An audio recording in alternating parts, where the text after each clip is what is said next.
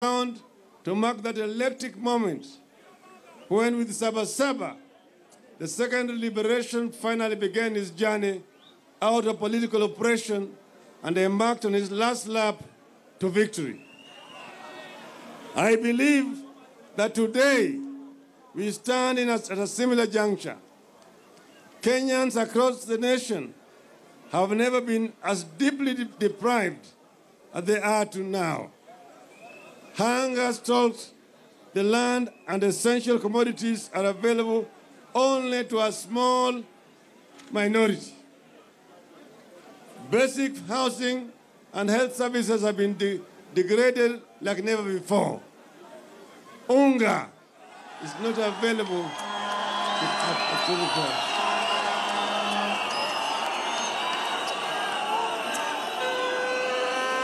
Just like at Saba Saba, Kenyans have finally united and recognized that all communities are in the same precarious boat. Belonging to the president's or deputy president's communities has not brought any security against destitution.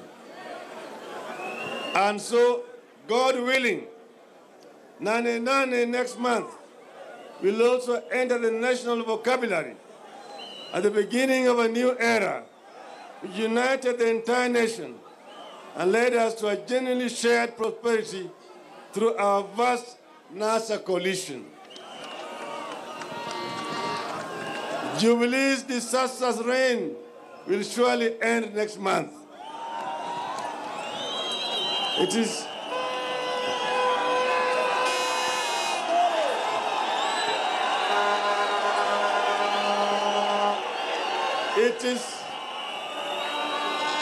is so utterly out of touch with the suffering of ordinary Kenyans that his manifesto last week offered a continuation of his policies which have brought most of us to ruin.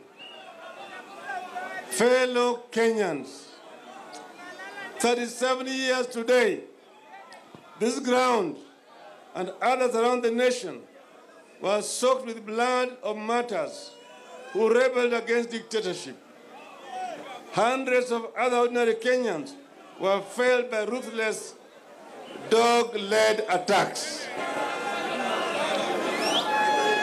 The images of that brutality outraged Kenyans and indeed the world, and left no choice for the government but to give in to a united people's demand for the restoration of democracy we had won nearly 40 years earlier. Saba Saba was also the day when two cabinet ministers, Kenneth Matiba and Charles Rubia, together with Raila Odinga, were courageous enough to challenge the president they served. They demanded elementary democratic reforms which culminated in the repealing of Section 2A of the Constitution, which had made us a single-party dictatorship. It was the culmination of Saba Saba's achievements, which saw the birth of NAC, the end of Khan rule, and eventually unprecedented new freedoms, free primary educations, and rapid economic gains. All of these we thought were enshrined forever in our glorious 2010 Constitution. But the Jubilee leaders unleashed a brutal attack against that Constitution, which they had opposed. So every ill the Constitution was to address actually got worse in the last 4 years. Unfettered corruption has made it nearly impossible for millions to provide a decent meal for their children. Skyrocketing of living conditions has put basic commodities like housing, unga, and health services out of reach to many.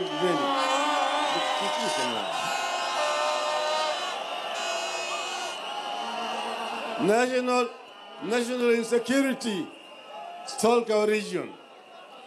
Jobs are impossible for the young to find, and thousands of businesses have collapsed in the face of unbridled corruption and cronyism, which has seen wealth restricted to only a few.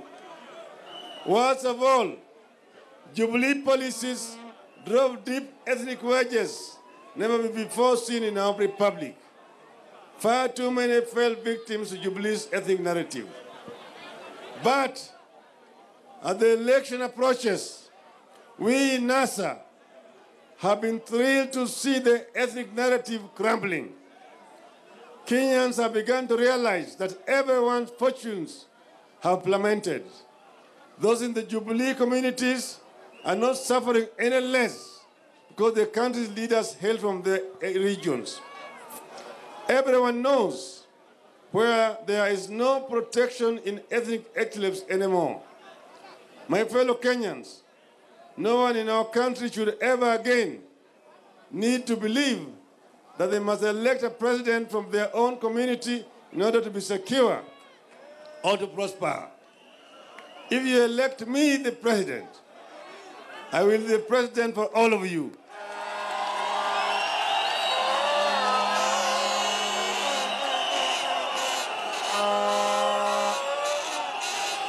Not only because I have spent my entire life fighting for you, but because I would be a failed leader if I did not serve you all.